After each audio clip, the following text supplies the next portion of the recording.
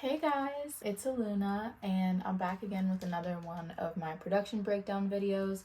I started this series because I wanted to inspire more people, specifically women, to start producing for themselves and just learning this other aspect of music rather than just writing and recording and having to rely on somebody else to produce. I think that it's a very good asset to have if you're an artist, and I think that not enough female producers out there, not enough women are producing in the industry, and there's a lot of great male producers out there, but I just think, we can even the playing field a little bit. So I wanted to show you guys how I do things. Honestly, it varies from song to song. My other production breakdown I have that's up already will have a lot of differences from this production breakdown because this song I made nearly a year after I made the other one, so a lot of my styles and techniques have changed, but I think they're all relevant and they're all useful, and honestly, whatever works for you is the perfect way to go. I think that there's not really a right or wrong. There's some things that are technically things that you should do or shouldn't do, but I think at the end of the day, if it works for you and you come out with an end result that you're happy with, that's all that matters. So with that being said, I'm gonna pull up my project. This is my song called Mid-20s. It's another song that's gonna be on my upcoming album. No one's actually really heard this song, so you guys are gonna be the first ones to hear it. I haven't performed it anywhere or anything. It's very new. I don't know. I don't go. Turn 24. I feel alone. But I thought it would be a good second breakdown to do because I do some different techniques with this one, and as I said, it's just like you can kind of see almost a growth or just like slightly different things from the other production breakdown, but again, really it's just whatever works for you. So I'll start off with the instrumental part like I did last time. Similarly to the last one, I did MIDI and then I used some samples as well. Almost everything you're gonna see here is stock Logic Pro effects, samples, loops, whatever you want to call them, all stock Logic. This is not sponsored, but I wish it was. The only other thing that isn't Logic is the plugin I used for the MIDI. And for that, I used Contact 7. I believe it's a free plugin because I haven't paid for a plugin ever in my life. Contact 7 is a free plugin that I think if you just Google Contact, there's like a bunch of different ones that you can download. I have a few different iterations of it, and it just gives you a little bit of a more diverse sound library if you want to make things yourself and use MIDI. There's so many ways you can customize with Contact. I use another one as well sometimes. It's called Cyclop from Dawson, is also really great. I use that as well. And then Native Instruments is the company that makes Contact. I use Contact 7 a lot, which is just kind of the overall plugin that has all the little sounds inside of it. Anyway, with that, I kind of started off with a few different sounds. They're all with Contact, and I started off with like a chord. It's just A minor. You'll find a lot of my songs are in A minor. I really like that key. It's also a very simple key to produce in, because if you want to get into like music theory, it doesn't have any sharps or flats, but it still has that like beautiful texture of a minor key, so you really can't go wrong, and you don't have to get confused on whether or not there's certain notes that shouldn't be in the key, because sometimes I forget. So you just know that it's all gonna be all white notes, no flats or sharps, and from there you can just kind of do whatever you want. There's also a lot more samples and stuff that you can find in A minor or even C major if you want to add like a little kind of weird texture to it, because C major and A minor are sister keys. And that just means they share a key signature, not sister, relative keys. Anyway, I need to brush up on my theory, but you guys get what I'm trying to say, hopefully. Anyway, so with the MIDI, this is what the first one sounds like.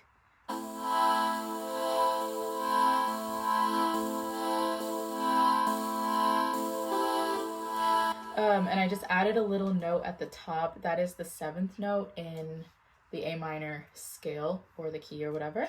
And a 7th chord always just adds a nice little extra texture. I feel like when you're producing, or when I'm producing anyways, I'm always trying to not only create tension, which I spoke about a little bit in my last video, but also create texture. So like the more little textures that you can have, the more that's like the kind of how when people reference something scratching your brain, I feel like that just all comes from texture. And you can create texture in a lot of different ways, whether that's adding a note in an extra chord or just a sound that's like just a texturally crunchy sound. I don't even know how to explain it, but anyways, I hope you guys get my meaning. I also added the same chord again to add more texture, but using a different sound, also from Contact, and this is what that sounded like. So then both of those together. And then lastly in the verse, I added the same chord, but just an octave up. And then a few extra little notes.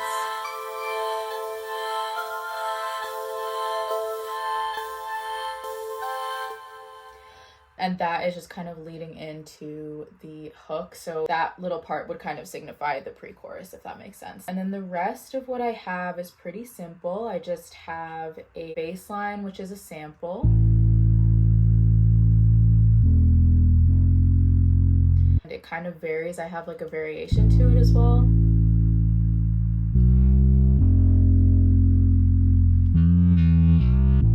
And then going along with that, I just have a conga because I love adding either bongos or congas to my songs. I think just in the background is such a nice little, it does both of what I like to do. It creates texture and it also builds tension because it's such a repetitive, quick kind of percussion that you're kind of a little bit on the edge of your seat the entire time because you want to see where it's going. But you also don't necessarily notice it as much and almost nearly don't realize that that instrument is what's causing you that feeling. So I feel like it's a great way to convey that. And then also just, I always want to reference my roots when I'm producing, so it's a very nice way for me to reference kind of the Afro-Cuban side of me, and I feel like it just makes me feel like the song is way more authentic to me when I have little rhythms like that here and there. So all together, that sounds like this.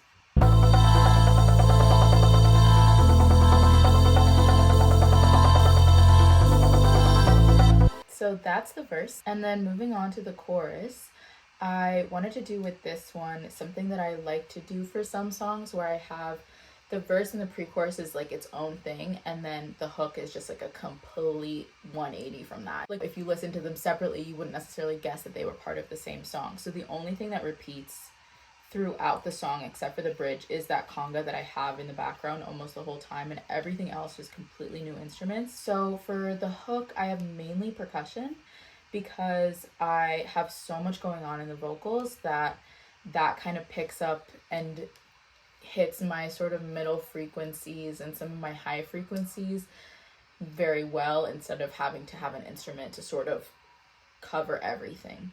So with this, I stacked a few different percussions. First, I stacked a tambourine, and then I stacked a reggaeton kind of typical beat. I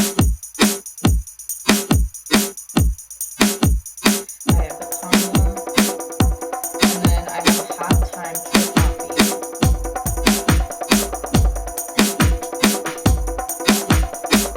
And it kind of just makes you want to like move, but like slowly, like you're feeling the beat. It's not too fast. And in the verse, you almost expect it to be kind of faster, but then this is just sort of flowy, very just like in its own different league. And then along with that, I just have a different bass that just sort of ties everything together in terms of the feeling that I want to evoke here.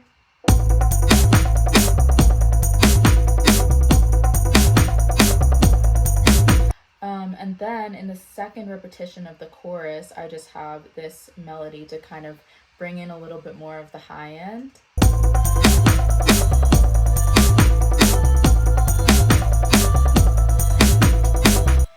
And by bringing the high end, I mean, obviously everything is frequency. Not only everything in life is frequency, everything in music is frequency. So the low end would be, you know, your 808, your bass, that would be kind of a low end. You can sort of see everything in a EQ. So if we look at this conga here, it lives kind of in the middle. So this would be like what you would call a mid kind of frequency, but not like mid isn't as in bad, but like mid as in middle. And then higher sounds would appear kind of higher up in the frequency range, and then lower sounds like a bass would appear kind of in the lower end. So that's the hook. And then the only thing that's really left is the bridge. So for the bridge, I wanted, again, another 180 to really just, with this song, I don't always do this with my songs, but with this song, I wanted to carve out each section and have it be very distinguished from one another. Sometimes my songs are like, everything will just flow into each other, and, you know, the verse will kind of flow into the hook, and maybe the hook is just another verse, and it's maybe there is no hook, or maybe, you know, there's no bridge, or maybe the bridge is at the beginning of the song. I don't know. But with this one, I really liked kind of maintaining a very traditional structure. So the bridge is kind of like a breath of fresh air and very different from the rest of the song, which would be very typical for a bridge. And in it, I just have a sample, a piano. So on this piano, I added a lot of effects to it. I didn't want it to sound like what it originally sounded like. So I have not only an EQ and compressor on it, because before I put any type of effects on something, I always start with EQ and then compression, and then I go from there. I don't know if everybody else works that way, but that's personally just how I work. And then on that, I also have some reverb. It's, again, Logic stock reverb. I have a tremolo. The tremolo I spoke about a little bit in the last video. It basically makes the sound kind of swim around your head, and the way that it does that is it pans, and panning would mean like going essentially from left to right in your ear or in your speaker. So in doing that, I have it going every bar, it goes from left to right, but our brains don't really detect it as going from left to right. It more so detects it as going around. It's sort of tricking your brain into thinking that something's like swimming around. I have a chorus, which kind of doubles it in a weird way. It makes it sound a little bit thicker. And then I just have a pedal board. This, I always forget that it's on Logic, and then when I remember, I'm like, why don't I use this more? Basically what it is, it's essentially does the same function as a pedal board that a guitarist might have. So like, if for those that don't know, that's basically just a board, like a plastic surface that you put pedals on, and the different pedals, you press the button and they have different effects that when you play the guitar or whatever instrument, it makes it sound not like what it traditionally would sound like. The pedal board on Logic does the same thing. So there's just different pedals and you can adjust their effects. And then I just have a MIDI to go along with it. I hadn't used that sound yet. This is from Alchemy, which is a stock Logic MIDI sound library. And it's just chords that are sort of rising up, very angelic.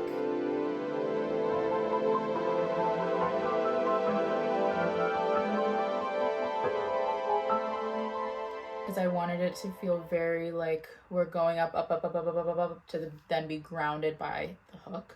So to add to that, I have the same MIDI that I had playing in the verse, doing just one note.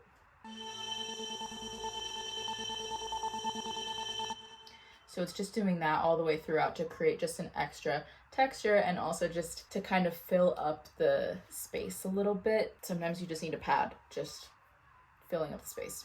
And the only percussion here that I have is just a slow beat. I don't really know how to explain it, but it's very minimal.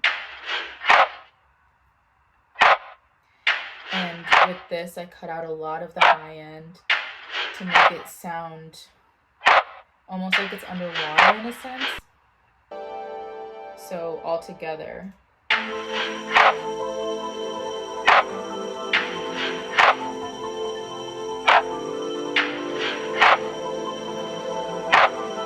And then obviously we have the hook at the end.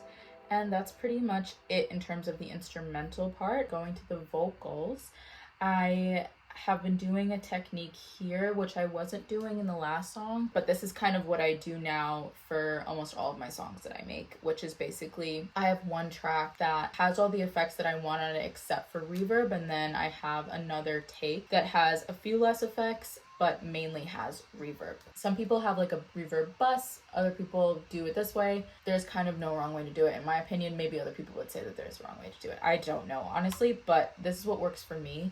I feel like it adds a little bit more dimension and I'm able to control better the amount of reverb that I hear, but it is very similar to using a bus, which I don't really use buses very often, so I don't know if I'd be able to show, but if you want to see a video on buses, I can make that, or I can answer some of the questions in the comments too. It's just not how I do it, but a lot of people do it and it works very well for them. But anyway, I'll show you it separately and then I'll add in the reverb and you can kind of see how it adds it in.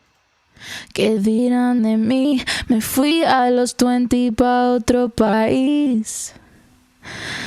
Con mi daydream, me pira ser popstar, it's not for the weak. And a lot of times when I do my reverb track, or take, sorry, I will record it with a more raised larynx, which basically means instead of singing ¿Qué dirán de mí?, I'm saying ¿Qué dirán de mí?. So my larynx, it's hard to explain without going in really in depth in like the anatomy of the throat and all of that stuff, but there's basically a muscle called your larynx that you can, depending on how much you raise or lower it, your tone changes. So I like to have a little bit of extra high end in my takes where I'm going to add reverb, and then I'll use what's really my regular tone in my actual verse take because I feel like it adds that extra texture again and sort of more dimension, and it makes the overall tone sound a little bit more well-rounded out. So yeah, that's what I'm doing there. And then the only extra thing that I have is an ad-lib, which I guess you can hear at the end. I'll play that with everything and you can kind of hear. Pierdo, me muero, sigo peleando, meto la base que hice in my sleep. And that's how it leads into the hook, which I really like, the transition. And then the hook, I did something that I very rarely do, but I had a lot of fun with. This is one of my first times doing it, where I kind of sampled myself and I chopped my vocal up to kind of act like an extra instrument almost. The way that I wrote the hook, there's a gap in between everything that I'm saying. So in order to fill that, I filled it with this. And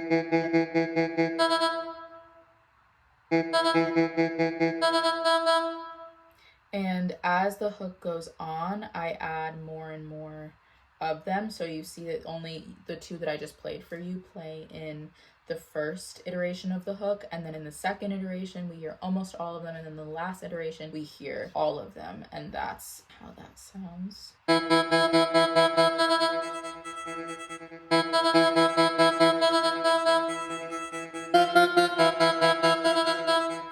And some of these have a tremolo, other ones don't. I wanted some of them to be kind of swimming around, other ones to stay stagnant. They're kind of going all over your head in different ways, so you can kind of pick out each one in a way, because if they were all just straight, no panning, no nothing, they might sound kind of like one big glob, and I kind of wanted people to be able to distinguish them a little bit, so that's why that's like that. Before I play the final hook, because that would mean the end of the video, I'll play the bridge as well. So this is what the bridge ended up sounding like.